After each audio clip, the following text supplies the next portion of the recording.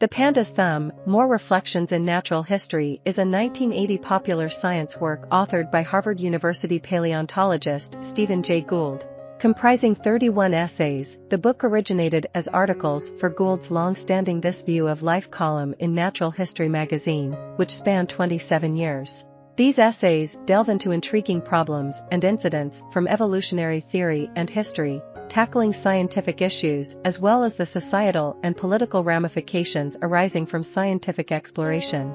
The titular essay of the book addresses the evolutionary conundrum presented by the panda's thumb. Uniquely among bear species, pandas consume bamboo by first stripping leaves from each bamboo stalk, rolling them between their thumb and fingers. At first glance, this poses a paradox since bears' thumbs are situated parallel to their fingers.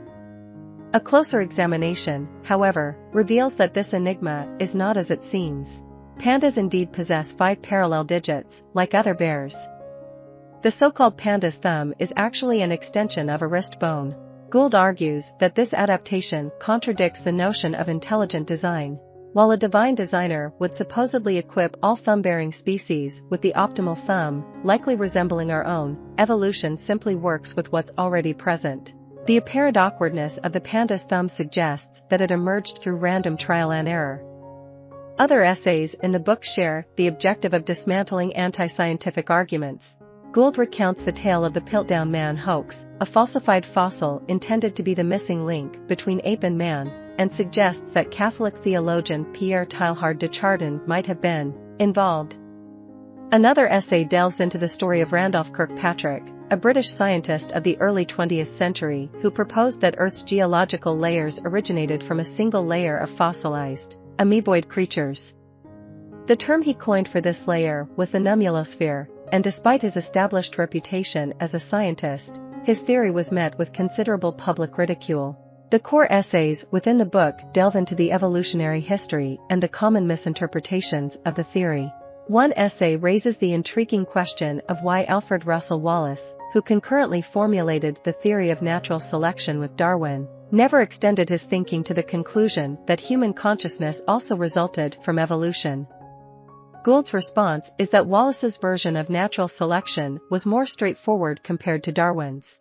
While Wallace believed that every trait of every organism must have been directly favored by selection, Darwin proposed that many features of organisms arose coincidentally or as byproducts of selected traits, a perspective currently embraced by biologists. In Wallace's view, the origin of the human mind posed a challenge to explanation. Higher cognitive functions like mathematics and the arts did not appear to offer a distinct reproductive advantage, particularly in the harsh conditions of early human evolution. Thus, Wallace speculated that the mind must have emerged through alternative processes. Conversely, Darwin acknowledged that a complex trait like the mind, which evolved to navigate the intricacies of early human social interactions, would inevitably bring along some unselected and unpredictable attributes. Additional essays explore the applications and misinterpretations of evolutionary theory throughout its history. Gould vehemently opposes the notion that evolutionary theory supports misogynistic perspectives like the female brain or any gender-related ideas rooted in essential biological traits or the notion of a primitive history where men hunted while women gathered. He also traces the unsettling history of how evolution has been misused to support baseless racial science, even including the abhorrent eugenic theories of the Nazis. Alongside these weightier topics, some of the essays take a lighter approach, exploring intriguing aspects of the theory and its role in society. For instance, one essay playfully dissects the evolution of Mickey Mouse, noting how his attributes have transformed alongside his changing context, much like any other evolving creature. In A Quahog is a Quahog, Gould tackles the question of whether human language's names for animals align with the scientific classifications developed by taxonomists.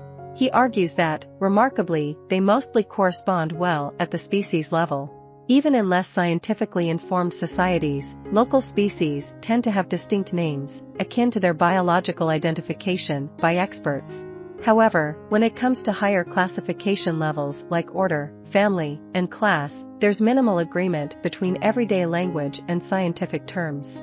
This leads Gould to a thought-provoking conclusion.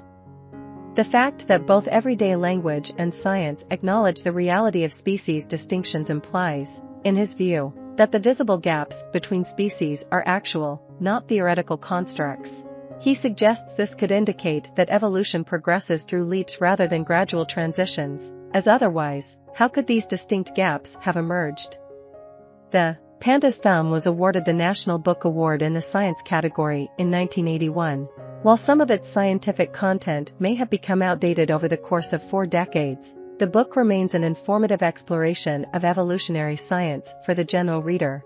I hope you enjoyed this video. Leave a like if you did and be sure to subscribe. Thank you.